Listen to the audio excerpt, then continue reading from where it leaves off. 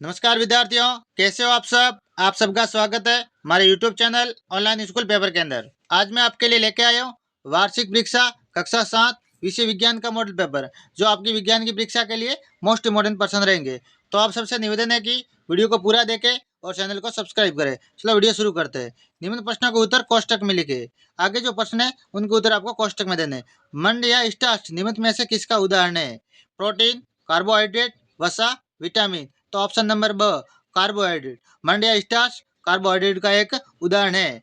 आगे, दूध के दांत लगभग कितने वर्ष की आयु तक गिर जाते हैं? दूध के दांत है वो कितनी आयु तक गिर जाते हैं? 8 वर्ष, 6 वर्ष, 5 वर्ष, 12 वर्ष। ऑप्शन नंबर 8 वर्ष।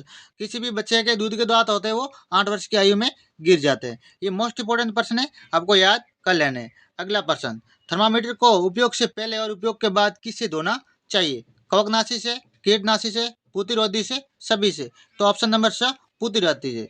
किससे? पुतिरोधी से। थर्मामीटर को उपयोग से पहले और उपयोग के बाद पुतिरोधी से धो देना से। निम्नलिखित में से क्षारकीय पदार्थ कौन सा है? दही, नींबू का रस, बेकिंग सोडा, सिरका। तो ऑप्शन नंबर स बेकिंग सोडा। यानी क्षारकीय पदार्थ बेकिंग सोडा, बाकी तीनों अम्लीय पदार्थ है। ठीक है, ये मोस्ट इंपोर्टेंट क्वेश्चन है। निम्नलिखित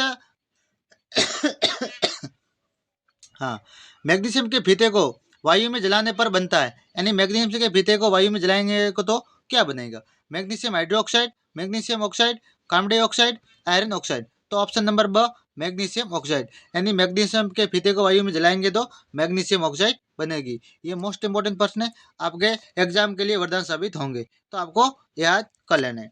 आगे, रिक्त स्थानों की पूर्ति कीजिए। आगे हमें खाली जगह भरनी। पहली खाली जगह, वाहित मल द्रव रूपी अपशिष्ट पदार्थ है।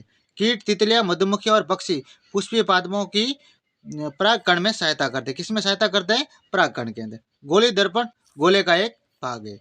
जब परिपथ अधूरा होता है तो इसे खुला परिपथ कहते हैं। यानी कोई भी परिपथ अगर अधूरा है या खुला है तो उसको हम खुला परिपथ कहेंगे। समय मापने की सबसे सामान्य युक्ति घड़ी है। समय मापने की सबसे सामान्य युक्ति घड़ी है। ये मोस्ट इंपोर्टेंट प्रश्न है, आपको याद कर लेना। निम्न कथनों में से सत्य और असत्य चयन करना है। ठीक है, युग्मनज का विकास बीज में होता है, ये कथन असत्य है। मानव हृदय 4 कक्षों में बंटा होता है, ये कथन सत्य है। मेंढक में मनुष्य की भांति फेफड़े होते हैं, ये भी सत्य है। मेंढक में भी हमारी तरह फेफड़े होते हैं। ये आपके लिए इंपॉर्टेंट प्रश्न है, आपको याद कर लेना और अपने दोस्तों को भी बताना है, ताकि आप परीक्षा के अंदर अच्छे नंबर ला सको। किसी भी पदार्थ का जलना एक भौतिक परिवर्तन है, किसी भी पदार्थ का जलना एक रासायनिक परिवर्तन है, ये कथन असत्य है। अमल व सारक संसारक प्रकृति के होते हैं, ये सत्य है। दोनों संसारक प्रकृति के होते हैं। आगे, निम्न प्रश्नों के उत्तर लिखिए। आगे जो प्रश्न है आपको उनके उत्तर लिखने हैं। पहला, वन तंत्र किन घटकों से मिलकर बना? वन तंत्र विभिन्न पादपों, जंतुओं, सूक्ष्म जीवों से मिलकर बनता है। आगे, साल से क्या तात्पर्य? किसी वस्तु द्वारा एकांक समय में तय की गई दूरी उस वस्तु की साल कहलाती है। यानी किसी भी वस्तु द्वारा एकांक समय में तय की गई दूरी उस वस्तु की क्या होती है? साल। आगे, विद्युत धारा के किन्हीं 2 प्रभावों के नाम लिखिए। विद्युत धारा के प्रभाव, विद्युत धारा का तापीय प्रभाव, विद्युत धारा का चुंबकीय प्रभाव। ये मोस्ट इंपोर्टेंट प्रश्न है। अगला प्रश्न, हमें वस्तुएं कैसे दिखाई देती है? तो हमें वस्तुएं तभी दिखाई देती है जब प्रकाश उनसे परावर्तित होकर हमारी आंखों तक पहुंचता है। प्रकाश से वो परावर्तित होकर हमारी आंखों तक पहुंचेगा, तभी हम वस्तु को देख सकेंगे। डॉक्टरी थर्मामीटर में फ़ारेनहाइट स्केल का परिसर कितना होता है? तो डॉक्टरी जो थर्मामीटर होता है उसके अंदर फ़ारेनहाइट स्केल का जो परिसर होता है वो 94 से 108 फ़ारेनहाइट होता है। ये मोस्ट इंपोर्टेंट प्रश्न है।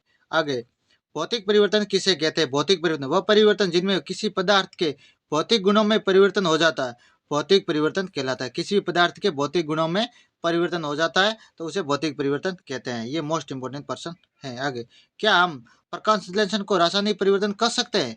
हाँ, प्रकाश संश्लेषण एक रासायनिक परिवर्तन है, क्योंकि इसमें नए पदार्थ बनते हैं। यानी प्रकाश संश्लेषण हम किसे कहे? प्रकाश संश्लेषण को हम रासायनिक परिवर्तन क्यों कहते हैं? क्योंकि इसमें एक नया पदार्थ बनता है। तो रासायनिक परिवर्तन की परिभाषा होगी कि ऐसा परिवर्तन जिसमें नए पदार्थ बने उसे हम रासायनिक परिवर्तन कहेंगे। ये मोस्ट इंपोर्टेंट प्रश्न है, आपको याद कर लेने।